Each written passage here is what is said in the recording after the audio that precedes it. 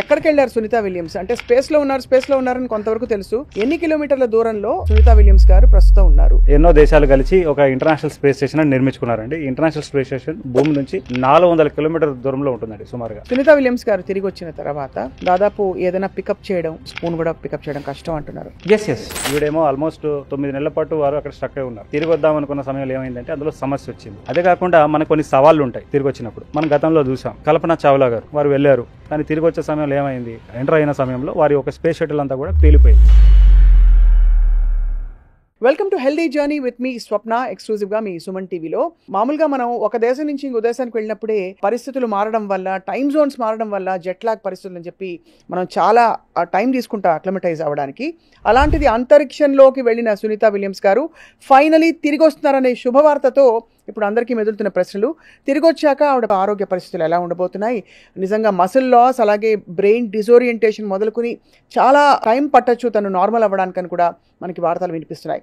అసలు ఏం జరుగుతుంది అంతరిక్ష పరిశోధన కేంద్రంలో, అలాగే నౌక ఏదైతే వెళ్ళిందో అది తిరిగి వచ్చేటప్పుడు వచ్చే పరిస్థితులు ఏమిటి, సునీత విలియమ్స్ గారు ఎప్పుడు వస్తున్నారో ఆవిడ రూట్ మ్యాప్ ఏంటి అన్నీ తెలుసుకుందాం.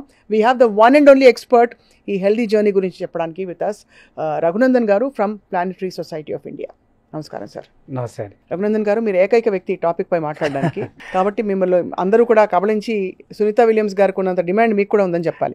థ్యాంక్ యూ వెరీ మచ్ అండి ఫర్ ద రెస్పెక్ట్. మీరు కూడా ఈ ఫీల్డ్ లో జర్నలిస్ట్ గా ఎన్నో సంవత్సరాలు, ఎన్నో దశాబ్దాలు అనుకోవచ్చు. ఫస్ట్ నుంచి మొదలు పెడదాం. ఎక్కడికి వెళ్ళారు సునీత విలియమ్స్? అంటే స్పేస్ లో ఉన్నారని కొంతవరకు తెలుసు, ఇంట్రెస్ట్ ఉన్న వాళ్ళు తెలుసుకుంటున్నారు, కానీ అందరికీ తెలియడానికి ఎన్ని కిలోమీటర్ల దూరంలో సునీత విలియమ్స్ గారు ప్రస్తుతం ఉన్నారు? అయితే మన అందరికి తెలిసిన విషయమేనండి, మనకి ఒక ఇంటర్నేషనల్ స్పేస్ స్టేషన్ అని ఒకటి ఉన్నది. అంటే చాలా మంది అఫ్కోర్స్ తెలియకుండా వచ్చి కూడా ఏమనుకుంటారు, అంతరిక్షంలో వెళ్తున్నారు అంటే చంద్రమండలంకే వెళ్తున్నారు అనుకుంటారు చాలా వరకు ఉన్న ప్రజానికి. సో బేసికల్ గా ఎన్నో దేశాలు కలిసి ఒక ఇంటర్నేషనల్ స్పేస్ స్టేషన్ అని నిర్మించుకున్నారండి. ఇంటర్నేషనల్ స్పేస్ స్టేషన్ భూమి నుంచి 400 కిలోమీటర్ల దూరంలో ఉంటుందండి సుమారుగా. అంటే 420, 430 ఇలా మారుతూ ఉంటుంది. సుమారుగా 400 కిలోమీటర్ దూరంలో భూమి నుంచి ఉంటుంది. రైట్. అయితే అది ప్రతి 90 నిమిషాలకు ఒకసారి భూమి చుట్టూ తిరుగుతుంది అనమాట. ఓకే. అది సెకండ్కి సుమారుగా 8 కిలోమీటర్ల వేగంతో, అప్రాక్సిమేట్ గా మీరు చూస్తే అంత వేగంతో తిరుగుతూనే అది కక్షలో ఉంటుంది.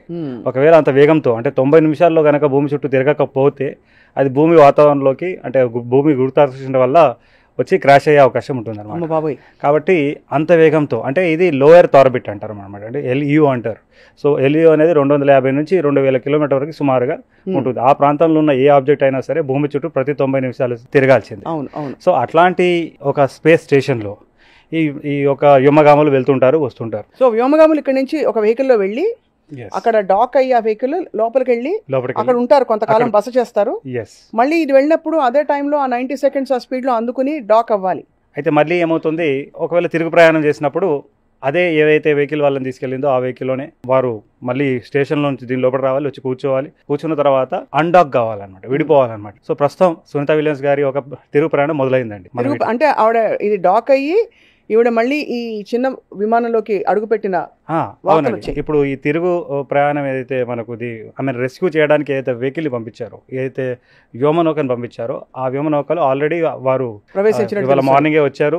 వచ్చే ముందు ఫేర్వెల్ సెరమనీ జరిగింది. ఫేర్వెల్ సెరమనీ తర్వాత ఫైనల్ గా టాటా అని చెప్పుకున్న తర్వాత మొత్తం 4 వ్యోమగాములు కూడా ఈ తిరుగు ప్రయాణంలో ఉన్న ఈ వెహికల్ ని క్రూ 9 లో వాళ్ళు కూర్చొని ఉన్నారండి. కొద్దిసేపటి క్రితం ఇంటర్నేషనల్ స్పేస్ స్టేషన్ నుంచి అది విడిపోయింది అండ్ ఇప్పుడు మొదలవుతుందండి. ఫేసింగ్ అనే స్టేజెస్ ఉంటాయి. సుమారుగా ఇలా జరిగిన తర్వాత రేపు తెల్లవారుజామున అసలు యాక్షన్ మొదలవుతుంది అనమాట. అది అరౌండ్ 2:21కి 21 AM భారత కాలమాన ప్రకారంగా 2:21 ఈ యొక్క యాక్చువల్ థింగ్స్ అనేది జరుగుతాయి. ఆల్మోస్ట్ 3:21 వారు భూమికి తిరిగి వస్తారని చెప్పుకోవచ్చు. అసలు ఊహించడానికి కూడా మన పరిధిలో లేని విషయాలు చాలా ఉన్నాయి. ఉదాహరణకి తిరిగి వస్తే ఆవిడ స్పూన్ కూడా పట్టుకోవడం కష్టం, మజిల్ లాస్ అయి ఉంటుంది, బోన్ డెన్సిటీ తగ్గిపోయి ఉంటుంది, అసలు డిజోరియంటెడ్గా ఉంటుందని చెప్తారు. మామూలుగా మనం జెట్ లాగ్ అని చెప్తాం, ఇక్కడ నుంచి వేరే దేశానికి వెళ్ళి భూమి మీద ఉండి కూడా మనకు అన్ని గ్రావిటీ కండిషన్స్ నార్మల్గా ఉండి కూడా. ఆ సునీత విలియమ్స్ గారి పరిస్థితి ఎలా ఉండబోతుంది? ఆవిడతో పాటు ఉండే గిల్మోర్ గారిని అందరూ ఇగ్నోర్ చేస్తున్నారు, ఆయన గురించి కూడా మాట్లాడదాం. అవునండి. సో అంతరిక్షంలో అట్లాంటి భేదాలు లేవు, మగ ఆడ అనేది కూడా ఏం తేడాలు లేవు, అందరికీ ఒకేలాగా ట్రీట్మెంట్ ఉంటుంది. కరెక్ట్. సో ఇప్పుడు ఏమిటంటే మీరు అన్నమాట నిజమే, మనం కేవలం ఇక్కడ నుంచి ఇండియా నుంచి అమెరికా వెళ్ళినా మనకు ఒక 18 గంటలు ట్రావెల్ చేస్తేనే మనకు 3 రోజుల పాటు జెట్ లాగ్గా ఉండి, డిసోరియంటెడ్గా ఉండి, వామిటింగ్ సెషన్స్ వచ్చి చాలా మందికి చాలా ఇది వస్తాయి. మరి ఈవిడేమో ఆల్మోస్ట్ 9 నెలల పాటు, అంటే సునీత విలియమ్స్ కానీ బుష్ విల్మర్ కానీ 9 నెలల పాటు వారు అక్కడ స్టక్ అయి ఉన్నారు. అంటే స్టక్ అయి ఉన్నారు అంటే అది కూడా ఒక బ్యాక్గ్రౌండ్ చెప్పుకోవాలండి. అంటే అసలు ఎందుకు వెళ్ళారు, ఈ యొక్క స్టార్ లైనర్ అనే ఒక హ్యూమన్ ఓకని అది మొదటిసారిగా టెస్ట్ చేయడానికి ప్రయోగించి వారు వెళ్ళారండి. జూన్ 6th నాడు వెళ్ళారు. అయితే తిరిగి వద్దాం అనుకున్న సమయంలో ఏమైందంటే అందులో సమస్య వచ్చింది. ఆ వెహికల్ని తిరిగి రావడానికి ఉపయోగం ఉండదని చెప్పేసి ఏం చేశారు, దాన్ని ఖాళీగా పంపించారు. సో ఆల్మోస్ట్ జూన్ నుంచి వారు వెయిట్ చేస్తున్నారు. వారిని రెస్క్యూ చేసుకోవడానికి సెప్టెంబర్లోనే, అంటే ఈ క్రూ 9 అని మాట్లాడుకుంటాం కదా, ఇది సెప్టెంబర్లోనే అక్కడికి వెళ్ళింది. రైట్. సో మీరు అడిగిన ప్రశ్నకి ఎందుకు ఇంతకాలం అని చూసుకున్నట్లయితే యాక్చువల్లీ సెప్టెంబర్ నుంచి వెయిట్ చేస్తూ ఉంది. సెప్టెంబర్ నుంచి మార్చ్ వరకు వెయిట్ చేస్తున్నారు. మార్చ్లో మొన్న క్రూ 10 అనే ఒక వ్యోమగాములు అందులో వెళ్ళిన తర్వాత ఈ క్రూ 9 ఇప్పుడు తిరిగి వస్తుంది. అంటే ప్రెసిడెంట్ ట్రంప్ కూడా అన్నట్టు, అంటే ఆయన కూడా స్వయంగా కలగ చేసుకున్నట్టు తెలుస్తుంది. ఇలాన్ మస్క్ ఇంటర్వెన్షన్ తో ఇది జరుగుతోందని చెప్పి అనుకుంటున్నారు అందరూ. అంటే అది కొద్ది రాజకీయం చేస్తున్నారండి. అంతేనా? అంతే తప్ప ఆవిడ రావాల్సి రాసిపెట్టుంది, ఆవిడ వస్తుంది. రావాల్సి రాసిపెట్టుంది కాదు, ఆల్రెడీ ఏర్పాటు జరిగింది. ఇప్పుడు ట్రంప్ ఎప్పుడు వచ్చారంటే డిసెంబర్లో వచ్చారు వాళ్ళ ఎలక్షన్స్. సో ఎలాన్ మస్క్ ఇప్పుడు మనం చూస్తా ఉన్నాం. యాక్చువల్గా సునీత విలియమ్స్ని తిరిగి తీసుకురావడానికి సెప్టెంబర్లోనే ఇక్కడ నుంచి వెహికల్ వెళ్ళింది. ఆ వెళ్ళే సమయంలో ఈ క్రూ 9 వెళ్ళింది. ఆ వెళ్ళే సమయంలో యాక్చువల్గా 4 వెళ్ళాలి అది. అయితే అందులో కేవలం ఇద్దరు వ్యోమగాములు 2 ఖాళీ సీట్లతో వెళ్ళింది అది సెప్టెంబర్లో. సో సెప్టెంబర్ నుంచి వెయిట్ చేస్తున్నారు. అలా ఆ వెహికల్లో వెళ్ళిన ఆ 2 వ్యోమగాములు ఈ స్ట్రక్ అయి ఉన్న సునీత విలియమ్స్ అండ్ విష్ విల్మోర్ బయలుదేరారు. సో వాళ్ళ కండిషన్స్ ఎలా ఉండబోతున్నాయి చెప్పండి. అంటే ఇదివరకు సునీత విలియమ్స్ గారు వెళ్ళారా? అంటే అంత దూరం వెళ్ళి తిరిగి వచ్చి సక్సెస్ఫుల్ గా అలా జరిగిందా? ఇది ఫస్ట్ మేజర్ ట్రిప్ అని చెప్పచ్చు? లేదండి, ఆమె ఇప్పటికే షీ హ్యాస్ ఎ రికార్డ్. అంటే 2 పర్యాయాలు అంతరిక్ష కేంద్రానికి వెళ్ళి 300 రోజుల పాటు ఉన్న వ్యక్తిగా ఆమె ఉన్నది. ఆ ఒక బ్యాక్గ్రౌండ్ ని చూసి వారు ఏం చేశారంటే మిషన్ ఎక్స్టెండ్ చేశారు. రైట్. సమస్యాత్మకమే. మీరు 8 రోజుల కోసం అని వెళ్ళి 9 నెలలు మీరు ఏదో దేశానికి వెళ్ళారనుకోండి, ఎలా ఉంటుంది మీ పరిస్థితి? మరి 9 నెలల పాటు ప్లాన్ చేయలేదు కాబట్టి ఫుడ్ అది లేకపోతే ఇంకేమన్నా ఇతరత్ర కండిషన్స్ అడాప్ట్ అవ్వడంలో ఆక్సిజన్ లెవెల్స్ అటు ఇటు ఏం జరుగుతుంది చెప్పండి ఒక అసలు. అవునండి, ఇప్పుడు చాలా ఇంపార్టెంట్ క్వశ్చన్, అందరికి వస్తున్న డౌట్ ఇదే. మరి వెళ్ళింది, మరి ఆమె ఏం తినింది, ఎలా ఆమెకి చేసిందని ఒక విషయం వస్తూ ఉంది. అంటే ఇక్కడ మనం డిస్కషన్ మొదలు మనం ఒక మాట చెప్పుకున్నాం. ఇది భూమి నుంచి 400 కిలోమీటర్ దూరంలో ఉంటుంది.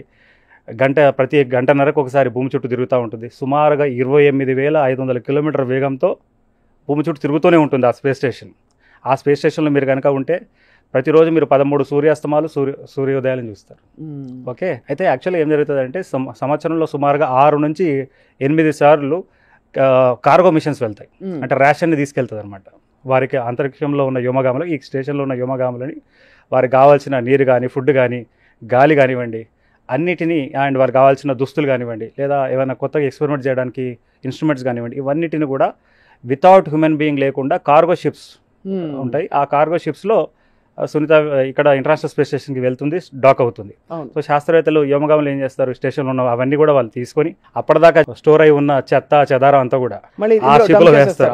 ఆ షిప్లో వేస్తారు. వేసిన తర్వాత అది భూమి వాతావరణంలోకి వచ్చి మండి బూడిదైపోతుంది. కానీ ఏం తింటారు అక్కడ? అటువంటి అక్కడ కండిషన్స్ కి ఆల్మోస్ట్ అన్ని రకాల ఫుడ్స్ ఉంటాయండి. కాకపోతే హైలీ వాళ్ళు చాలా జాగ్రత్తలు తీసుకుంటారు. ఫర్ ఎగ్జాంపుల్ మాయిశ్చర్ ఎక్కువ ఉన్న పదార్థం ఏముందనుకోండి, అందులో నుంచి మాయిశ్చర్ చేస్తారు. ఏదైనా మైక్రో ఆర్గానిజమ్స్ని డెవలప్ అయ్యే ఏమైనా ఫుడ్ కనుక ఉన్నదనుకోండి, మన ఇంట్లోనే ఒక అరటిపండు మనం ఒక యాపిల్ పండు కోసి పక్కకు పెడితే మీకు కలర్ మారిపోతుందండి భూమి వాతావరణంలో. సో ఇట్లాంటి అన్ని అవి పాడవకుండా జాగ్రత్తలు తీసుకొని ఇక్కడ నుంచి పంపిస్తారండి. అండ్ అది ప్యాక్డ్గా ఉంటుంది. అండ్ వాళ్ళు మామూలుగా మనం తిన్నట్టుగానే తింటారు. అంటే ఒక మూవింగ్ స్పేస్ రెగ్యులర్గా మనకి దానిలో స్టార్ లైనర్లో ఉన్నట్టు తెలుసు. అంటే ఇంటర్నేషనల్ స్పేస్ స్టేషన్లో మీకు ఒక విషయం ఏంటంటే అండి, మనకి భూమి మీద అంటే మన మానవ శరీరం ఈ భూ వాతావరణంలో ఉండడానికి నిర్మించబడిందండి. అవునవును, గ్రావిటీ అంతా మనకి కింద గురుత్వాకర్షణ లాగుతుంది, పైనుంచి అట్మాస్ఫియర్ ప్రెషర్ కూడా ఉంటుంది, మన తల మీద ఎంతో వెయిట్ ఉంటుంది. సో దానికి అనుగుణంగా మన శరీరం నిర్మాణం జరిగింది. అయితే ఈ యొక్క ఇంటర్నేషనల్ స్పేస్ స్టేషన్లో ఏంటంటే భారరహిత పరిస్థితి, మైక్రో గ్రావిటీ ఉంటుంది అనమాట. అంటే కంప్లీట్గా మీరు ఏమవుతారంటే ఇట్లా తేలుతూ ఉంటారు. జుట్టు కూడా ఇలా వచ్చింది. సో అట్లాంటి పరిస్థితుల్లో ఏమవుతుందంటే అండి, మీరు మీ శరీరం ఏమో భూవాతావరణంలో ఉండడానికి నిర్మించబడినది. మీరు అంతరిక్ష కేంద్రంలో ఉండి తరచూ మీరు ఎగురుతూ ఉన్న పరిస్థితి ఉంటే ఇట్ ఈస్ జస్ట్ లైక్ మీరు ఊహించుకోవచ్చు, మీరు ఒక స్విమ్మింగ్ పూల్లో వెళ్ళిపోయి ఒక 2-3 గంటలు అక్కడే ఉండి మీరు బయటకు వస్తే ఎలా ఉంటుందో మీరు ఒక నియరెస్ట్ పోలిక అని చెప్పుకోవచ్చు అండి. సో మొత్తానికి ఆ భారరహిత పరిస్థితుల్లో ఉండడం వల్ల ఏమవుతుంది అంటే మీకు ఈ యొక్క బోన్స్ కానివ్వండి, లేకపోతే మీ ఐసైట్ కానివ్వండి, లేకపోతే మొత్తం మీ బాడీలోనే ఆర్ ఈవెన్ మెంటల్గా కూడా మీకు సైకలాజికల్గా కూడా మీకు ఎన్నో ఇష్యూస్ వచ్చే పరిస్థితి ఉంటుంది. అయితే దానికి తగ్గట్టుగా వారు ఏం చేస్తారు, రొటీన్ కూడా అలా ఉంటుంది అనమాట అండి. అంటే వారు ఏం చేస్తారు, అట్లీస్ట్ 2.5 hours ప్రతిరోజు వారికి చాలా రిజిడ్ మొత్తం ఎక్సర్సైజ్ ప్లాన్ ఉంటుంది అనమాట. వాళ్ళకి కావాల్సిన న్యూట్రిషన్ ప్లాన్ కూడా అలానే ఉంటుంది. అండ్ వాళ్ళు చేసే యాక్టివిటీస్ కూడా అలా ఉంటాయి. సో ప్రతిరోజు వెయిట్ ఎక్సర్సైజెస్ చేయాలి. అండ్ అంటే తన గుండెని కాపాడుకోవడానికి కానీ కాళ్ళు చేతులు ఇవన్నీ కాపాడుకోవడానికి కావలసిన ఎక్సర్సైజెస్ అక్కడ ప్రతిరోజు 2.5 hours మినిమం మీరు చేయాలన్నమాట. ఒక 7-8 నెలల పాటు ఏ విధమైన ఫిజికల్ యాక్టివిటీ లేకుండా, గ్రావిటీకి సంబంధించిన ఏ యాక్టివిటీస్ లేకుండా ఉంటే they can develop some health issues also కదా. ఎస్, ఈవెన్ అంటే ఒక వ్యక్తిని మనం ఇలానే ఒక తాడు కట్టేసి వేలాడదీస్తే, తలకిందులుగా మీరు వేలాడదీసేసి ఒక డార్క్ రూమ్లో అసలు ఏమి కనబడకుండా అవును మనం టైం మీద ఫుడ్ అవన్నీ పెట్టినా కూడా అక్కడ అతనికి కూడా మీకు ఆ సమస్యలు వస్తాయండి. సో డెఫినెట్గా అదే కాకుండా అండి, ఇప్పుడు చాలా వరకు గతంలో వెళ్ళిన యోమగామలు కూడా వారు ఏజ్ పెరిగిన సమయంలో వారు చూసారు చాలా ఇష్యూస్ వచ్చాయి. కేవలం వెళ్ళొచ్చిన తర్వాతనే వెంటనే కాకుండా ఎన్నో సంవత్సరాల తర్వాత కూడా సమస్యలు వచ్చాయి గతంలో. అంటే ఒక పాస్ట్ ఆస్ట్రోనాట్స్ని చూస్తే వారి ఒక చూపు మందగించడం కానీ, లేదంటే డిసోరియంటెడ్గా ఉండిపోవడం కానీ. గుర్తుపడతారా ఫ్యామిలీ మెంబర్స్ని? అంటే అంత ఆ మాత్రం బ్రెయిన్ ఫంక్షనింగ్ నార్మల్గా ఉంటుంది. అంటే ఏజ్ వరకు అంటే మీరు ఆఫ్టర్ మెనీ ఇయర్స్ తర్వాత వెటరన్స్ అయినప్పుడు ఆ ప్రాబ్లం వస్తున్నదండి. అది ఒకటి గమనించారు. అయితే ఇప్పుడు సునీత విలియమ్స్ పరిస్థితి ఏమిటి అనేది మనం చూడాలి. అంటే ఆమెకి రికవర్ కావడానికి చాలా సమయం పడుతుంది. ఆల్రెడీ ఎక్సర్సైజెస్ ఎన్ని జాగ్రత్తలు తీసుకున్నప్పటికీ ఇంకా ఆమెలో ఏదైతే ఆల్రెడీ జరిగిన డీజనరేషన్ లాస్ట్ 9 నెలల్లో ఎంతైతే తన బోన్ డెన్సిటీ తగ్గిపోవడం కానీ, చూపులో ఏదైనా మార్పు కానీ, లేదా కాగ్నిటివ్ థింకింగ్స్లో ఏమైనా మార్పు కానీ, ఇవన్నిటినీ సరిచేయడానికి ఎన్నో నెలలు పట్టే అవకాశం ఖచ్చితంగా ఉంది. సో నిజంగా ఒక విధంగా త్యాగం చేసినట్టే ఆవిడ లైఫ్ని మొత్తం డెడికేట్ చేసేసి. మీకు శాస్త్రీయ పరిశోధన ఎప్పుడు అలానే ఉంటుందండి. అంటే ఇట్లాంటి శాస్త్రవేత్తలు చేసే ఎన్నో పరిశోధనల వల్లనే సైన్స్ అనేది ముందుకెళ్తుంది, మానవాళి ముందుకెళ్తుంది. ఖచ్చితంగా. అంటే ఇప్పుడు సునీత విలియమ్స్ వల్ల వచ్చిన పెద్ద ప్రయోజనం ఏమిటి అంటే, ఇప్పుడు మానవుడు యాక్చువల్గా సుదీర్ఘ అంతరిక్ష ప్రయాణం చేయాలనుకుంటున్నాడు. కేవలం అంగారగ్రహంకి వెళ్ళాలంటే కేవలం వెళ్ళడానికే మీకు 6 నెలలు పడుతుందండి. తిరిగి రావడానికి మళ్ళీ మీరు ఎప్పటిదాకా రాలేరు అంటే అంగారగ్రహం భూమికి దగ్గరగా వచ్చి అక్కడ నుంచి మీరు బయలుదేరితే అంటే ఆల్మోస్ట్ 2 years తర్వాత మళ్ళీ తిరిగి వస్తారు. సో ఒక మానవ శరీరం అంతరిక్ష పరిస్థితుల్లో ఒకవేళ 6 నెలల కన్నా మించి ఉంటే ఎలాంటి మార్పులు వస్తాయి, అవును 9 నెలలు మించి ఉంటే ఎలా వస్తుంది, ఎట్లాంటి మార్పులు వస్తాయి, ఎట్లాంటి సమస్యలు వస్తాయి, వాటిని ఎట్లా అధిగమించుకోవాలి. ఫర్ ఎగ్జాంపుల్ సింపుల్ ఎగ్జాంపుల్ అండి, భూమి మీద మీకు జ్వరం వచ్చింది అనుకోండి, మీరు ఏం చేస్తారు, పారాసెటమాల్ వేసుకుంటారు. అవును. మరి అంతరిక్షంలో జ్వరం వస్తే ఏం చేస్తారు? అదే అడగబోతున్నాను. దానికి అక్కడ ఏమైనా ఫెసిలిటీస్ ఉంటాయా? అంటే దానికి కావాల్సిన మెడికేషన్ మీరు తీసుకోవాలి కదా. ఆ పరిస్థితుల్లో మీరు కావాల్సిన మెడికేషన్ అదే స్పేస్ మెడిసిన్ అనమాట. Space medicine will be different. Yes, space medicine of course. అంటే ఏమి ఇస్తారు? ఉదాహరణకి మనకు తెలిసిన పరిధిలో మన లిమిటెడ్ నాలెడ్జ్ తో కొద్దిగా సింపుల్ చేంజెస్ తో ఉన్న సిస్టమ్ ఉంటుంది. యాక్చువల్ స్పేస్ మెడిసిన్ అనే కాన్సెప్టే చాలా మందికి తెలియని పరిస్థితి బేసికల్గా. అంటే అంతరిక్ష పరిస్థితుల్లో అంతరిక్ష సమస్యలకి మీరు ఖచ్చితంగా సమాధానాలు ఉండాలి. కేవలం మీకు జ్వరం అనే ఒక సింపుల్ థింగ్ చెప్పాను, ఇంకా చాలా ఇష్యూస్ ఉంటాయి మీకు. అవును. సో దానికి అక్కడ అసలు పెద్ద డౌట్ ఏంటంటే, అక్కడ అంతరిక్షంలో ఉన్నప్పుడు బాడీ ఫంక్షనింగ్, బౌల్ మూవ్మెంట్స్ మొదలుకుని నిద్ర అలవాట్లు, ఆకలి, బాధగా ఉండడం, సంతోషంగా ఉండడం, వీటన్నిటికీ అసలు తావు ఉంటుందా వాతావరణంలోని? ఎస్, అంటే మీకు అది కాకుండా ఒంటరిగా లేదండి. ఇప్పుడు నిన్నటి వరకు కూడా 11 మంది ఉన్నారు అక్కడ. వెళ్ళినప్పుడు కూడా వీరు జూన్లో వెళ్ళినప్పుడు కూడా అక్కడ ఉన్నారు. సో వాళ్ళకి అన్ని డే టు డే థింగ్స్ ఉంటాయి. ఒకటి ఏంటంటే క్లోజ్డ్ ఎన్విరాన్మెంట్ లో ఉంటారు. ఎంత పెద్దది ఉంటుంది సార్ అది? ఒక ఫుట్బాల్ ఫీల్డ్ అంత పెద్దగా ఉంటుందండి మొత్తం స్టేషన్ అంతా కూడా. స్పేస్ స్టేషన్ ఈ మూల నుంచి ఆ మూల మీరు తీసుకుంటే ఒక ఫుట్బాల్ ఫీల్డ్ అంత స్పేస్ వాళ్ళకి మూవ్మెంట్ ఉంటుంది. బట్ తేలుతూ ఉంటారు. ఓన్లీ ఆక్సిజన్ అంతా కూడా మీకు సప్లై ఉంటుందండి. ప్రెజరైజ్డ్ ట్యాంక్ ఉంటాయి మీకు. ఇవంతా కూడా ఈ ఫెసిలిటీ అంతా కూడా ప్రెజరైజ్డ్గా ఉంటుంది. గాలి అవైలబిలిటీ ఉంటుంది. ఎవ్రీథింగ్ మీకు ఫుడ్ ఉంటుంది. ఈవెన్ టాయిలెట్స్ కోసం కూడా వ్యవస్థ ఉంటుందండి. మీరు వాష్రూమ్, ఇప్పుడు నేను ఇందాక ఇంట్లో నుంచి వస్తుంటే పిల్లడు అడిగాడు, పెదనాన్న బాగుంది, ఫుడ్ అంతా తింటున్నారు, బాగానే ఉంది, వాష్రూమ్ వస్తే ఎట్లా అని చెప్పేసి. సో మరి నిద్రపోవడం ఎట్లా? సో నిద్రపోవడానికి ఏమో వాళ్ళకు సపరేట్ ఒక టెలిఫోన్ బూత్ లాంటిది ఒక కంపార్ట్మెంట్ ఉంటుందండి. అంటే బేసికల్గా ఏమవుతుందంటే, అంతరిక్షంలో మీరు వెళ్తే కింద మీద పైన అనే ఒక కాన్సెప్ట్ ఉండదు, ఫ్లాట్గా పడుకోవడం ఉండదు. అంటే వారికి ఉన్న ఈ బూత్ని మీరు ఎలా అయినా పడుకోవచ్చు. యాక్చువల్గా మీరు ఎలా పడుకున్నా కూడా it is made in such a way that it supports your body. So అందులో పడుకుంటారు, టెలిఫోన్ బూత్ లాంటివి ఉన్న దాంట్లో. మరి మీరు వాష్రూమ్ వెళ్ళాలంటే దానికి సపరేట్ ఫెసిలిటీ ఉందండి. అంతరిక్షంలో ఏమవుతుందంటే, ఒక చిన్న నీటి బిందువు కూడా మీరు ఇలా వదిలేస్తే అది తిరుగుతూ ఉంటుంది మొత్తం. సో మీరు వెళ్ళే వాష్రూమ్లో ఏం చేస్తారంటే, అక్కడ ఒక చిన్న మీకు కంపార్ట్మెంట్ లాగా ఉంటుంది. దానికి మెషిన్స్ ఉంటాయి. ఒక మీరు సక్షన్ మెషిన్స్ లాగా ఉంటాయి. ఆ సక్షన్ మెషిన్ ద్వారా మామూలుగా ఎయిర్ క్రాఫ్ట్స్ లో అంతే కదండి, అదే సిస్టమ్ ఉంటుంది. కాకపోతే ఇదేంటంటే మనం అటాచ్ చేసుకోవాల్సి వస్తుంది, లేకపోతే కరెక్ట్గా ఆ స్పాట్లో వెళ్ళి కూర్చోవాల్సి వస్తుంది. ఎందుకంటే అది స్ప్రెడ్ అవుతుంది కదా, స్ప్రెడ్ అయిపోయి చాలా సమస్యలు వచ్చే పరిస్థితి ఉంది. సో అన్నిటికీ ఏర్పాటు అక్కడ ఉందండి. అయితే మరి ఇంత అవసరం ఏముంది అని ఒక పెద్ద ప్రశ్న వేసుకోవాలి మనం. అంతే అంటే మరి మానవుడు ఎల్లకాలం ఈ భూమి మీద ఉండలేడండి. He has to go to the space. అంటే స్టీఫెన్ హాకింగ్ గారు ఏమన్నారంటే, మనకి 2 టైమ్ లైన్స్ ఇచ్చారు. 200 సంవత్సరాల, ఇంకో 200 సంవత్సరాలు భూమి నివాసయోగ్యంగా ఉండదు. ఆల్రెడీ మనం ఢిల్లీలో చూస్తున్నామండి, ఇక్కడ చూస్తున్నాం, అతివృష్టి అనావృష్టి చూస్తూ ఉన్నాం. ఇంకా ఒక 1000 సంవత్సరాలు ఒక సమయం ఇచ్చాడు ఆయన, 200 to 1000 years. ఈ 1000 yearsలో మీరు భూమిని వదిలేసి వెళ్ళిపోండి, వేరే గ్రహాలను వెతుక్కోండి, అక్కడ వెళ్ళి ఉండండి అని చెప్పేసి ఆయన సూచన ఇచ్చాడు. మరి అది నిజం కావాలి అంటే ఇట్లాంటి పరిశోధన జరగాలి. అంటే మరి మిగతా జీవుల సంగతి ఏంటంటే, అవునండి మిగతా జీవుల డైనోసార్ తీసుకుంటే వారికి ఏ దారి లేదు, వారికి సైన్స్ లేదు. ఒకటి గ్రహశకలం వచ్చింది, భూమిని తాకింది, అవంతా అంతరించిపోయాయి.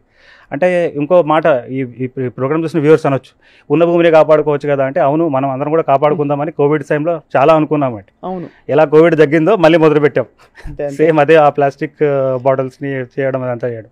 సో డెఫినెట్గా ఈ యొక్క సుదూరంతరిక్ష ప్రయాణాలకి ఈ రీసెర్చ్ అవసరం ఉంటుంది. కానీ 400 కిలోమీటర్ల దూరంలో ఇదైతే స్పేస్ స్టేషన్ ఏదైతే చెప్తున్నారో మీరు, దాని స్థిరత్వానికి మూలం ఏమిటి? అది తిరుగుతూ ఉంది కదండి, భూమి చుట్టూ తిరుగుతూ ఉంది కాబట్టి దాని ఒక ఆర్బిట్ లో పెట్టి దాన్ని అలా చిన్న ఒక తాడు తీసుకొని దానికి మీ రింగ్ మనం పెట్టి బొంగరం తిప్పినట్టు అది ఆర్బిట్ లోనే ఉంటుంది, తిరుగుతూనే ఉంటుంది. అది ఆ మొమెంటం వల్ల అది ఆర్బిటల్ కాబట్టి పడదు. ఎప్పుడైతే తాగిందో భూమి దాన్ని లాగేస్తుంది. అది అందుగురించే సెకండ్కి సుమారుగా 8 కిలోమీటర్ల వేగంతో, అంటే దగ్గర 28,500 కిలోమీటర్ల వేగంతో ఈ యొక్క స్టేషన్ బయలుదేరాలి. మీరు అడగొచ్చు, మరి అందులో ఉన్న వాళ్ళకి అట్లానే అనిపిస్తుందా అంటే, మనం వందే భారత్ ట్రైన్ ఎక్కుతామండి, ఇంకో ట్రైన్ ఎక్కుతాం, మనకేం అనిపించదు. మనం ఏరోప్లేన్లో మనం ఎవరన్నా ట్రావెల్ చేసి ఉంటే ఒక టైంలో మీరు విండోలో చూస్తే మీకు డౌట్ వస్తుంది, అసలు ఇది కదులుతుందా, కదిలినట్టు కూడా అనిపించదు మీకు. కానీ మనం జర్నీ వెళ్తాం, మీకు కేవలం అక్కడ మేఘాలు కదులుతున్నట్టు అనిపిస్తుంది. సో ఇదంతా కూడా ఈ సింపుల్ ఫిజిక్స్ని అర్థం చేసుకొని చేస్తున్న వ్యవహారం అని. అయితే మరి ఇది కేవలం సుదూరంతరిక్షమో లేదా లేటర్ డేట్స్లో కల్కి లాంటి కాంప్లెక్స్ కట్టుకుంటామనో కాలనీలు కలుపుకుంటాము అని కాదు. బేసిక్ థింగ్ ఏంటంటే, మానవాళికి కావాల్సిన ఎన్నో ప్రయోగాలు, ఎన్నో పరిశోధనలు జరిగాయండి. మీకు ఒక చిన్న ఎగ్జాంపుల్ చెప్తాను మీకు ఇక్కడ, ఎందుకంటే అది ఇంపార్టెంట్ కదా. అంతరిక్షంలో వ్యోమగాములు వెళ్ళిన తర్వాత ఫర్ ఎగ్జాంపుల్ బ్రష్ చేసుకోవాలనుకోండి, బ్రష్ చేసుకోవాలంటే ఏం కావాలి, కనీసం ఒక 1 లీటర్ వాటర్ మీకు కావాలి కదా. అవును. సో మీకు ఏదైనా సరే అంతరిక్షంలో తీసుకోవాలంటే చాలా ఖర్చుతో ఉండే వ్యవహారం. ఒక 5 లక్షల నుంచి 20 లక్షలు మీరు పెట్టుకోవచ్చు.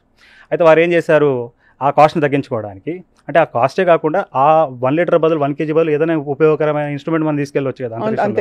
అయితే వారు ఏం చేశారు, ఇంజెస్టబుల్ టూత్ పేస్ట్ అని ఒకటి కనుక్కున్నారండి. ఇంజెస్టబుల్ టూత్ పేస్ట్ అంటే మీరు ఆ బ్రష్ ఇలా చేసేసుకుంటారు, చేసిన తర్వాత స్వాలో చేస్తారు.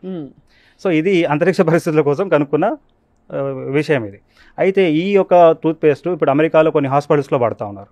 అక్కడ ఉన్న కొంతమంది పేషెంట్స్ ఉంటారు, వాళ్ళు యాక్చువల్గా కదలలేరు, మెదలలేరు అండ్ ఊంచలేరు కూడా. సో మీరు బ్రష్ చేసేసేసి వాళ్ళు సాల్వ్ చేసుకోవచ్చు. ఇట్లా ఒక 2000కు పైగా రీసెర్చెస్ ఆల్రెడీ అక్కడ కనుక్కున్నారు గత 2-3 దశాబ్దాలుగా. వాటిని మనం తెలుసో తెలియకో వాడుతూ ఉన్నామండి. ఇంకా మనం వాడే విట్రిఫైడ్ టైల్స్ మీరు తీసుకోండి, అంటే ఎగ్జాక్ట్లీ విట్రిఫైడ్ టైల్ కాదు అంతరిక్షంలో వాడేదానికి.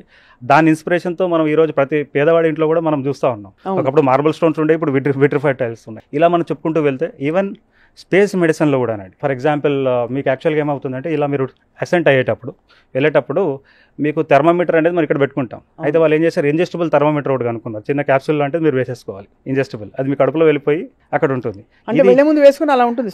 అక్కడే ఉంటుంది. అది మళ్ళీ తర్వాత అది it will come to due channel. అయితే ఇప్పుడు ఏం చేశారు, ఆ ఒక ఇంజెస్టబుల్ థర్మోమీటర్ని స్పోర్ట్స్ పర్సన్స్కి ఇస్తున్నారు అమెరికాలో. ఎందుకంటే వేడికి తనలో శరీరంలో వేడికి తన పర్ఫార్మెన్స్ ఎక్కడ ఇదవుతుంది అని తెలుసుకొని దాని తగ్గట్టుగా చేయడం. సో ఈ రకంగా చెప్పుకుంటూ వెళ్తే చాలా పరిశోధనలు, మానవాళికి ఉపయోగపడే ఎన్నో పరిశోధనలు ఈ ఇంటర్నేషనల్ స్పేస్ స్టేషన్లో జరుగుతున్నాయండి. హార్ట్ టిష్యూ కానివ్వండి, అది కాకుండా ఒక రంగం అని కాదు, మెటీరియల్స్ కానీ. ఎందుకంటే ఫ్యూచర్లో మనుషులే కదా అంతరిక్షంలో వెళ్ళి ఉండాలి. మనకు కావాల్సిన పరిస్థితులన్నీ మనకి ఇక్కడ ఎలాంటి ఉన్నాయో, ఈవెన్ అగ్రికల్చర్ కూడా, స్పేస్ అగ్రికల్చర్ అంటే ఇప్పుడు మొక్కలు మనం ఎక్కడ వెళ్ళాలన్నా తినాలి కదా, ఫుడ్ తినాలి కదా. సో ప్రతిసారి ఇలా 3 నెలలకు ఒకసారి మీరు మార్స్కి వెళ్తే మీకు అవకాశం ఉండదు. సో మీరు ఆ పంట అంతరిక్షంలోనే మీ యొక్క కేంద్రంలో మీరు పండించుకోవాలి. సో ఇట్లాంటి ఎన్నో పరిశోధనలు అక్కడ జరుగుతూ ఉన్నాయండి. దానికి సునీత విలియమ్స్ బెస్ట్ ఎగ్జాంపుల్. ఇక్కడ చాలా కొన్ని మౌలిక డౌట్లు వస్తాయి. ఎలా అయితే మనకి ఇప్పుడు వైరస్ మనకి వాతావరణం ఉంది కాబట్టి మనకి జలుబులు, దగ్గులు, కడుపు నొప్పి, జ్వరం ఇవన్నీ వస్తాయి. అక్కడ మనకు అంత స్టెరైల్ కండిషన్స్లో ఏ మైక్రో ఆర్గానిజమ్స్కి తావు ఉంటుందంటారు, అంటే ఫర్ ఎనీబడి టు ఫాల్ ఇల్ అసలు ఫస్ట్ ఆఫ్ ఆల్? అదే కదండి, ఇప్పటికీ చాలా తొలినాళ్ళల్లో చాలా ఇష్యూస్ వచ్చాయి. ఎలా అక్కడ ఈ ఇంటర్నేషనల్ స్పేస్ స్టేషన్ ప్రోగ్రామ్ అని మొదలుపెట్టిన తొలినాళ్ళలోనే ఈ ఒక ఇష్యూ వచ్చింది. ఏమిటి? అండ్ మనకి హాలీవుడ్లో సినిమాలు కూడా వచ్చాయి.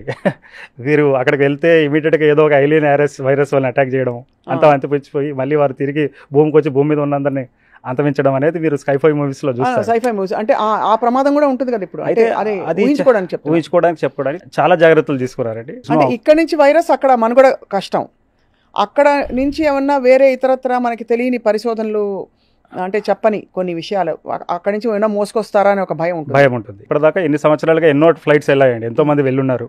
సో అట్లాంటి సమస్య ఏమీ లేదు. కాకపోతే ఇక్కడ నుంచి ఏదైనా వెళ్తే వాళ్ళకి ఏదైనా సమస్య ఉంటుంది. కాబట్టి వాళ్ళు చాలా యాక్చువల్గా చెప్పాలంటే మన క్వారంటైన్ అంటే అందరికి మన బాగా తెలుసు. అసలు ఈ అంతరిక్ష వ్యోమగాములు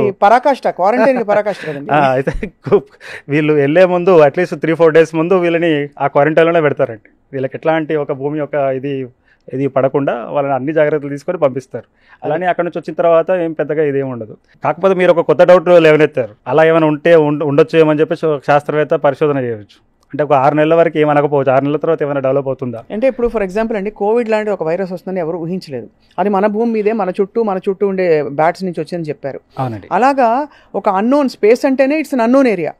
ఆ అన్నోన్ ఏరియా నుంచి తిరిగి వచ్చినప్పుడు ఏం జరుగుతుంది, వాళ్ళ ఓరియంటేషన్ ఎలా ఉంటుంది, వాళ్ళు ఏమి నాలెడ్జ్ ఏ మెమరీస్ మోసుకొస్తారు. అంటే వీరు వేరే గ్రహం మీద దిగి వచ్చేటప్పుడు ఏమైనా ప్రాబ్లం ఉంటుందండి. వీరు వెళ్తుంది కేవలం ఇంటర్నేషనల్ స్పేస్ స్టేషన్ వెళ్తున్నారు, ముందుగానే ఎయిర్ కండిషన్ ఏరియాలో మనమే కండిషన్ చేసి పెట్టుకున్న ఫెసిలిటీకి వెళ్తున్నారు, తిరిగి వస్తా ఉన్నారు. కానీ అక్లమటైజేషన్ టైం పడుతుందా సార్? ఎస్ చాలా టైం పడుతుందండి. అండ్ వాళ్ళకి అంటే మనం ఒకవేళ స్కెడ్యూల్ కనుక చూస్తే వాళ్ళు దిగినప్పటి నుంచి కొన్ని నెలల వరకు వారికి ఫిక్స్డ్ స్కెడ్యూల్ అనేది ఒకటి ఖచ్చితంగా ఉంది. ఈ రోజు ఎక్కడ వరకు ఏందనేది మనం చూసుకున్నట్లయితే అంటే ఇప్పటికైతే ఆల్రెడీ బయలుదేరారండి. అయితే ఇప్పుడు ఇక్కడ మనం చూడాల్సింది ఏంటంటే ఈ వెహికల్ ఈ ఇంటర్నేషనల్ స్పేస్ స్టేషన్కి అటాచ్ ఈ ఒక స్పేస్ క్రాఫ్ట్ ఎంత వేగంతో ఉంది అంటే సుమారుగా మనం చెప్పాం ఇందాక 28,500 కిలోమీటర్ల వేగం ఈ యొక్క వెహికల్కి ఉంది. ఇది అంత వేగంతో భూమి వైపు దూసుకొచ్చింది అనుకోండి, 400 కిలోమీటర్ ఏముందిలే 2 నిమిషాలు వచ్చేయచ్చు అనుకుంటే దూసుకొస్తే క్రాష్ అయ్యే పరిస్థితి ఉంటుంది. అయితే వాళ్ళ ల్యాండింగ్ చాలా సాఫ్ట్గా ల్యాండింగ్ జరగాలి. అవును. అదే కాకుండా మనకు కొన్ని సవాళ్ళు ఉంటాయి తిరిగి వచ్చినప్పుడు. మనం గతంలో చూసాం, కల్పన చావ్లా గారు వారు వెళ్ళారు, కానీ తిరిగి వచ్చే సమయంలో ఏమైంది, భూమి వాతావరణంలో ఎంటర్ అయిన సమయంలో వారి ఒక స్పేస్ షటిల్ అంతా కూడా పేలిపోయింది. సో అది ఎప్పుడైనా ఏ మిషన్కైనా జరగవచ్చు, ఈ మిషన్కి జరగదు అనేది కూడా చెప్పలేమండి. అయితే దానికి ఉన్న నియమాలు పర్టికులర్గా పాటించాల్సిందే. సో ఈరోజు మన ప్రేక్షకులందరూ కూడా నెక్స్ట్ చూడాల్సిన సమయం ఏమిటి అంటేనండి, ఈరోజు అనగా అంటే ఈరోజు అయితే అఫ్కోర్స్ చాలా ఫేజింగ్ స్టేజెస్, ఇంకోటి ఆర్బిట్ అడ్జస్ట్మెంట్స్. అంటే ఇప్పుడు భూమి నుంచి 400 కిలోమీటర్ దూరంలో ఉంది అనుకున్నాం కదా అని చెప్పి డైరెక్ట్గా దిగడానికి ఉంటుంది, దానికి కావాల్సిన యాంగిల్ కావాలి. 400 కిలోమీటర్లు అంటే కొంచెం విజయవాడ దాటి చీరాల ఏలూరు దాటుకుంటే సరిపోతుంది డిస్టెన్స్ వైజ్. ఎస్ కాకపోతే ఇదేంటే కొన్ని నిమిషాల్లో మన పిఎస్ఎల్వి మనం తీసుకున్నట్లయితే ఇదే ఒక 18 నిమిషాలు 650 కిలోమీటర్ దూరం తీసుకెళ్తుందండి మన పిఎస్ఎల్వి, జిఎస్ఎల్వి, ఎస్ఎస్ఎల్వి మన భారతదేశం వెహికల్స్ తీసుకుంటే. కాకపోతే ఆ మిషన్ పర్పసెస్ వేరే ఉంటుంది. అయితే ఇక్కడ ఏంటంటే అక్కడికి ఆల్రెడీ వెళ్ళింది తిరిగి రావాలి. అయితే మొట్టమొదటిగా మనం చూస్తాం ఏంటంటే ఇప్పుడు నెంబర్ ఆఫ్ ఫేజింగ్ బర్న్స్ జరుగుతాయి, ఆర్బిటల్ అడ్జస్ట్మెంట్ జరుగుతాయి, దాంట్లో థ్రస్టర్స్ ఉంటాయి అనమాట. ఆ థ్రస్టర్స్తో అది ఓరియంటేషన్స్ అవన్నీ మార్చుకుంటుంది. సో అంతా బాగుంది అనుకున్న సమయంలో రేపు తెల్లవారుజామున 2:15 మీకు ఏమవుతుందంటే యాక్చువల్గా ఇంకా ప్రిపరేషన్ స్టార్ట్ అవుతుంది, రీఎంట్రీ. అంటే ఇప్పుడు వెళ్ళడం అనేది ఎంట్రీ అండి అంతరిక్షంలోకి. రీఎంట్రీ అనేది చాలా డేంజరస్. ఎందుకు రీఎంట్రీ డేంజరస్ అంటే మన భూమి చుట్టూ వాతావరణం ఉంది. సో మన భూమి వాతావరణంలోకి సునీత విలియమ్స్ వచ్చినా, కల్పనా చావ్లా వచ్చినా, ఏదొచ్చినా కూడా అది ఫ్రిక్షన్ అంటే దాని రెసిస్టెన్స్ ఉంటుంది. సో అక్కడ రాపిడికి మండి అది బూడిదయ్యే పరిస్థితి ఉంటుంది అనమాట. సో మొట్టమొదటిగా మన శాస్త్రవేత్తలు వీళ్ళు ఏం చేస్తారంటే అండి, వాళ్ళ మొదటి ఛాలెంజ్ 2:41 రేపు తెల్లవారుజామున, ఇదంతా కూడా అప్రాక్సిమేట్ టైం అండి, మారొచ్చు. రేపు తెల్లవారుజామున అంటే మన ప్రేక్షకులందరూ కూడా రేపు 2:30 AM మార్నింగ్ లేచి కూర్చుంటే సరిపోతుంది. టీవీ డిస్కషన్ మీరు ఆన్లైన్ మీరు లైవ్ పెట్టేసుకుంటే అక్కడ నుంచి లైవ్ వస్తుంది. సో అరౌండ్ 2:41 మీకు ఏమవుతుందంటే డీఆర్బిట్ బర్న్ అనేది మొదలవుతుందండి. అక్కడ వీరి శాస్త్రవేత్తల ముందు ఉన్న టార్గెట్ ఏమిటి అంటే ఇది గంటకి 27,000 కిలోమీటర్ల వేగంతో ఉంది అప్పటిదాకా, అది 24,000 కిలోమీటర్లు గంటకి స్పీడ్కి రావాలి. అండ్ అదే కాకుండా మీకు ఇదేంటంటే ఆల్మోస్ట్ అంటే ఇప్పుడు ఆల్రెడీ 10:15 ఈరోజు బయలుదేరిందండి. రేపు పొద్దుందంటే ఆల్మోస్ట్ ఎన్నో అవర్స్ అయిపోయింది ఇప్పటికీ. సో ఇంత సమయంలో ఏమైంది అంటే మన వెహికల్ ఈ యొక్క క్రూ 9 అనే వెహికల్ అది మీకు 2:15 350 కిలోమీటర్ దూరంలో ఉంది. అప్పుడు వేగం 27 కిలోమీటర్ల వేగం ఉంది. సో 350 నుంచి 150 కిలోమీటర్ల దాకా తీసుకురావడం వీళ్ళ మొదటి టార్గెట్ అండి భూమి నుంచి. అప్పటికి ఈ యొక్క వెహికల్ వేగం మనం తీసుకున్నట్లయితే గంటకి 24,000 కిలోమీటర్లు ఉంటుంది. దాని తర్వాత నెక్స్ట్ వచ్చేసేసి 3:10 అన్నమాట. అట్మాస్ఫిరిక్ రీఎంట్రీ అనేది అక్కడ అసలు బిగిన్ అవుతుంది అనమాట. అది ఎంత దూరం 120 కిలోమీటర్ నుంచి 60 కిలోమీటర్కి ఈ యొక్క పరిస్థితి ఉంటుంది.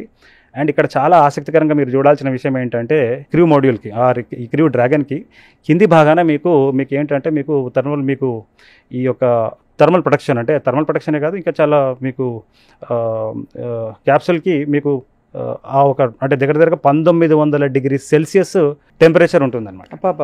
దానికి ఉన్న heat shield. It is so అంటే మనం మామూలుగా అసలు ఊహకి అందని విషయాలు ఇవన్నీ, మీరు ఎన్ని నెంబర్లు చెప్పినా. సో ఈ రోజు అది వాళ్ళు ఫేస్ చేయాల్సిందే రేపు తెల్లవారుజామున ఈ ఒక వెహికల్. అయితే దీనికి ఉన్న హీట్ షీల్డ్ మీరు అప్పుడు అంటే భూమి నుంచి ఒక్కసారి 3 గంటల 10 నిమిషాలకి ఏమవుతుంది అంటే అండి, తెల్లవారుజామున ఈ యొక్క వెహికల్ 120 నుంచి 60 కిలోమీటర్కి వద్దామనే ప్రయత్నం చేస్తుంటుంది. గంటకి 24,000 కిలోమీటర్లు ఉన్న వెహికల్, ఈ యొక్క స్పేస్ ట్రాన్స్పోర్ట్ వెహికల్ 7,500 కిలోమీటర్ వేగానికి తగ్గాలి. సో అప్పుడు టెంపరేచర్ ఎంత, 1900 డిగ్రీ సెల్సియస్. సో దాని తర్వాత 310 తర్వాత 314. అప్పుడు ఏమవుతుందంటే అండి, మీరు ఎట్లాంటి కమ్యూనికేషన్ పంపలేరు. ఎందుకంటే మీకు ఏమవుతుందంటే మీకు మొత్తం ప్లాస్మా ఇట్లా మీకు బిల్డ్ అవుతుంది అనమాట. అంటే ఇదేమో వేగంతో దిగొస్తుంది. మ్యాక్సిమం దాని యొక్క డిజైన్ చాలా సేవ్ చేస్తుంది అనమాట అండి. ఈ స్పేస్ క్రాఫ్ట్ని ఏమాత్రం డిజైను ప్లస్ వీళ్ళు దిగేటప్పుడు ఉన్న యాంగిల్ ఉంటుంది కదా, అది చాలా ముఖ్యమైన రోల్. అందులో ఏమాత్రం తేడా జరిగిందా అంతే సంగతులు అనుకోవచ్చు. అయితే 3 గంటల 14 నిమిషాలకి ఈ ప్లాస్మా బ్లాక్అవుట్ ఉంటుంది. ఆ సమయంలో మీరు ఎట్లాంటి కమ్యూనికేషన్ వారికి పంపలేరు, వారు మీతో మాట్లాడలేరు. సో ఆల్మోస్ట్ 3 గంటల 20 నిమిషాలకి చూడండి, ఇది ఇక్కడ మనం ఆల్మోస్ట్ మన ఈ యొక్క ఛానల్ ద్వారా నిమిషంకు జరుగుతున్న ఒక ఆస్పెక్ట్ని చెప్పడానికి ప్రయత్నం చేస్తూ ఉన్నాం. సో 3 గంటల 20 నిమిషాలకి ఏమవుతుందంటే దీనికి డ్రాప్ పారాషూట్స్ ఉంటాయి అన్నమాట. అంటే సమస్య ఏంటంటే అండి, అప్పటికి ఈ వెహికల్ మీకు అంటే 3 గంటల 14 నిమిషాలకి గంటకి 7,500 కిలోమీటర్ నుంచి గంటకి 5,000 కిలోమీటర్ వేగానికి తగ్గాలి. 55 కిలోమీటర్ నుంచి 40 కిలోమీటర్స్కి రావాలి. దాని తర్వాత 3 గంటల 20 నిమిషాలకి ఇది భూమి నుంచి 5.5 కిలోమీటర్ దూరంలో ఉంటుందండి. ఇక్కడ కూడా సమస్య ఏంటంటే 5.5 కిలోమీటర్లు ఉన్న సమయంలో కూడా ఈ వెహికల్ వేగం చూసుకుంటే మీకు గంటకి 500 కిలోమీటర్ల వేగం ఉంది. అదే వేగంతో దూసుకొచ్చింది అనుకోండి, చాలా ప్రమాదకరమే. సో కాబట్టి ఏం చేస్తారంటే డ్రాప్ పారాషూట్స్ అని ఉంటాయన్నమాట. ఇవి ముందు ఓపెన్ అవుతాయి. అదేం చేస్తుందంటే ఈ యొక్క వేగాన్ని గంటకి 500 కిలోమీటర్ వేగంతో ఉన్న దీనిని 200 కిలోమీటర్ దగ్గరికి తీసుకొస్తుంది. దాని తర్వాత మెయిన్ పారాషూట్స్, ఒక 4 మెయిన్ పారాషూట్స్ ఉంటాయి. అది 3 గంటల 21 నిమిషాలకి ఓపెన్ అవుతాయి. అది ఓపెన్ అయిన వెంటనే గంటకి 200 కిలోమీటర్ వేగంతో ప్రయాణం చేస్తున్న ఈ వెహికల్ 27 కిలోమీటర్లకు పడిపోతుంది. సో ఇలా మొత్తం అంతా జరిగిన తర్వాత ఫైనల్గా 3 గంటల 27 నిమిషాలకి ఈ స్ప్లాష్ డౌన్ అవుతుందండి. ఇది మీకు ఫ్లోరిడా కోస్ట్ దగ్గర గల్ఫ్ ఆఫ్ మెక్సికోలో అక్కడ సాఫ్ట్గా అది పడిపోతుంది. వీళ్ళని ఇమీడియట్గా వాళ్ళని తీసుకురావడానికి ఒక ఎక్స్ట్రాక్షన్ వెహికల్ అక్కడ షిప్స్ బోట్స్ అని వెయిట్ చేస్తూ ఉంటాయండి. ఎందుకంటే వెంటనే ఈ ఫాస్ట్ బోట్ ముందు వెళ్ళాలి. వెళ్ళిన తర్వాత దానికి ఏమైనా హార్మ్ఫుల్ ఏమైనా టాక్సిక్ మెటీరియల్ ఏమైనా ఉందా, ఎందుకంటే మీరు ఈ థ్రస్టర్స్ని ఫైర్ చేశారు కదా, ఆ ఇంధనంలో మీకు కొద్ది ప్రమాదకరమైన టాక్సిసిటీ ఉంటుందన్నమాట. అది ఉందా లేదా చూసుకొని, ఎందుకంటే అది హ్యూమన్కి ప్రాబ్లం. అదే కాకుండా ఒక గంట సమయంలోనే మీరు ఏం చేయాలి అంటే, వీళ్ళు ఈ ఫాస్ట్ షిప్స్ వెళ్తాయి కదా, దానికి ఫ్లోటింగ్ డివైసెస్ పెడుతుంది అనమాట అండి. ఎందుకంటే ఈ బేసికల్గా ఈ వ్యోమనకి ఏదైతే ఉందో ఇది కోన్ షేప్లో ఉంది. ఇది యాక్చువల్గా సముద్రంలో ఏదో ట్రావెల్ చేయడానికి తయారు చేయలేదు, అంతరిక్షంలో కోసం చేశారు. కానీ ఇది సముద్రంలో పడిన తర్వాత కూడా చాలా కాలం వరకు, అంటే మీకు అందులో ఉన్న వ్యోమకాలకి చాలా కాలం వరకు కావాల్సిన ఆక్సిజన్ అవైలబుల్ ఉంటుంది, అన్ని థింగ్స్ ఉంటాయి. కాకపోతే మీకు అది it's not made for travelling అనమాట. సో ఇమీడియట్గా ఏంటంటే ఈ రికవరీ టీమ్ ఏదైతే ఉందో అక్కడికి వెళ్ళి దానికి ఫ్లోటింగ్ డివైసెస్ పెడతారు. పెట్టంగానే అది టిల్ట్ కాకుండా, అంటే ఇలా ఉంది కదా, అప్పటికే ఇది కిందికి మీదికి అవుతూ ఉంటుంది. అండ్ మొత్తం టిల్ట్ ఓవర్ అయిపోయి కాకుండా ఉండడానికి కావాల్సిన జాగ్రత్తలు వీళ్ళు పెడతారు. తర్వాత ఆల్మోస్ట్ ఒక 1.5 అవర్లో ఈ హ్యాచ్ ఓపెన్ చేయడము, తిరుగుని ఎక్స్ట్రాక్ట్ చేయడము, ఇమీడియట్గా వాళ్ళు ఉన్న లొకేషన్ని బట్టి హెలికాప్టరో లేకపోతే బోటో అందులో వారిని తీసుకెళ్ళిపోయి చేయడం. సో ఇలా తీసుకెళ్ళి ముందు అక్లిమటైజ్ చేయడానికి అన్ని చేస్తారు. మనం ఇక్కడ లే లద్దాఖ్ వెళితేనే ఒక రోజు అక్లిమటైజేషన్ డే అంటారు. ఏమిటి, ఇక్కడ మన భూమి మీద ఉండి కొద్దిగా ఆల్టిట్యూడ్ డిఫరెన్స్, బట్ అక్కడికి వెళ్ళి మరి తిరిగి రావడం అంటే వాళ్ళకి ఇప్పుడు రిజిస్టర్ అయి ఉంటుందా తిరిగి వస్తున్నట్టు? ఆల్రెడీ ఇప్పుడు బయలుదేరారు వాళ్ళు. అంటే she very conscious of what is happening. అంటే కాన్షియస్ అంటే నేను అలాంటి కాన్షియస్నెస్ కాదు, నేను స్పృహలో ఉన్నారా అని అడగట్లేదు. ఆవిడకి జరుగుతున్న పరిణామాల క్రమం అంతా కూడా వాళ్ళ కంటి ముందు కనిపిస్తుంది. ప్రతి డేటా కూడా అదే అడుగుతాను. యాక్చువల్గా గ్రౌండ్ లో ఉన్న స్టేషన్ అధికారులకి, సైంటిస్టులకి వీరికి అనుసంధానం ఉంటుంది, ఆ కమ్యూనికేషన్ ఉంటుంది. ఎప్పుడు ఉండదు అంటే తిరిగి ప్రయాణంలో వస్తున్నప్పుడు చివరి 7 నిమిషాల పాటు ఎట్లాంటి కమ్యూనికేషన్ ఉండదు. ఆ టైంలో ఇంకా దేవుడే దిక్కు అనుకోవాలి. అంటే నిజంగా ఈ టైంలో నిజంగా మీరు అన్నట్టుగా కల్పనా చావ్లా గారు వచ్చినప్పుడు జరిగిన ఒక పరిణామం. సో వచ్చి ల్యాండ్ అయ్యే వరకు కూడా మనం ప్రాణాలు అరచేతిలో పెట్టుకున్నట్టే వాళ్ళు. అవునా కదా? Yes, of course.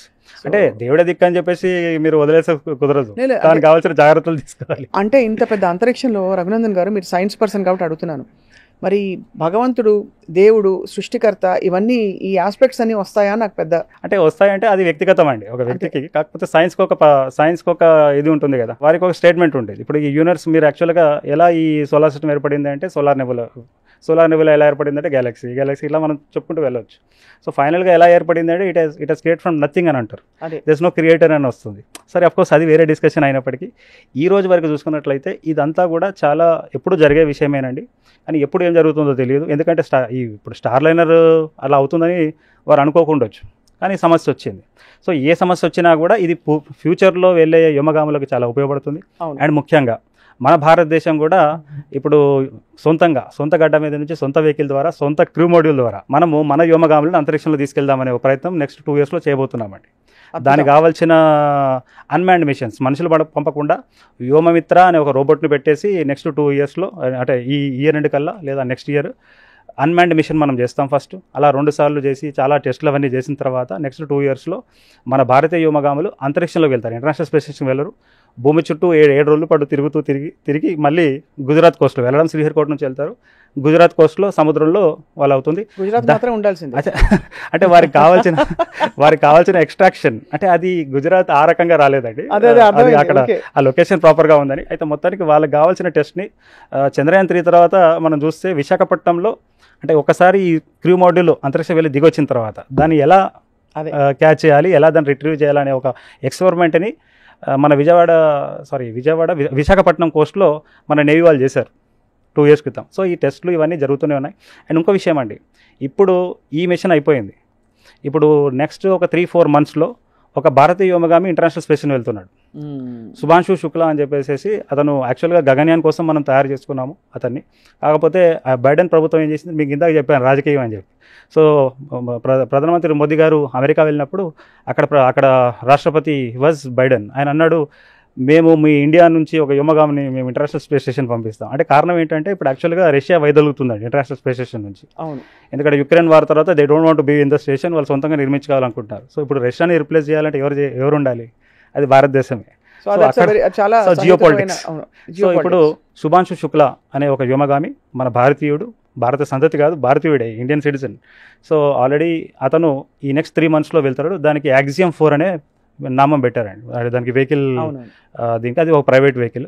సో ఏదేమైనప్పటికీ అంతరిక్ష పరిశోధనలో మానవాళికి చాలా ఉపయోగపడుతున్నాయండి. అది నేను ముఖ్యంగా ఈ సునీతా విలియమ్స్ గారి సాహసం మాత్రం హ్యాట్స్ ఆఫ్ అండి. ఆవిడ కుటుంబం ఉంది, భర్త, పిల్లలు కూడా ఉన్నారు. సో అన్ని అంటే గొప్ప విషయం ఏంటంటే ఆమె ఏజ్ ఏంటండి ఇవాళ 59 years. 59 సంవత్సరాలకి ఆవిడ అంత సాహసోపేతంగా వెళ్ళి జీవితాన్ని ధారపోసి దాదాపు ఈ పరిశోధనకి ఏదైనా జరిగి ఉండొచ్చు. ఈ క్రమంలో ఆవిడ భూమి మీదకి వచ్చేలోపు ఏదైనా జరగకూడదని ఆశిద్దాం. తప్పకుండా ఆవిడ సురక్షితంగా రావాలి, నేర్చుకున్నవన్నీ కూడా ఆవిడ మనకి నేర్పాలని చెప్పి కోరుకుందాం. Raghunandan garu, it's a great learning for us, ఇట్లా నోయింగ్ సో మెనీ థింగ్స్ మీ నుంచి వాళ్ళు తెలుసుకోవడం. సో మొత్తానికి అయితే స్పేస్ మెడిసిన్ చాలా ఇంట్రెస్టింగ్ ఉంది. ఇంకేమో ఉంటాయి సార్? 2-4 పాయింట్లు చెప్పండి స్పేస్ మెడిసిన్ లో. ఒకటి ఆ థర్మోమీటర్ చెప్పారు. యాక్చువల్గా 2000 ఉన్నాయండి. 2000 పరిశోధనలు ఉన్నాయి. ఈవెన్ ఫర్ ఎగ్జాంపుల్ ఇప్పుడు క్యాన్సర్ సెల్ ఉందండి. ఇప్పుడు భూమి మీద శాస్త్రవేత్తలు ఎంతో ప్రయత్నం చేస్తూ ఉన్నారు.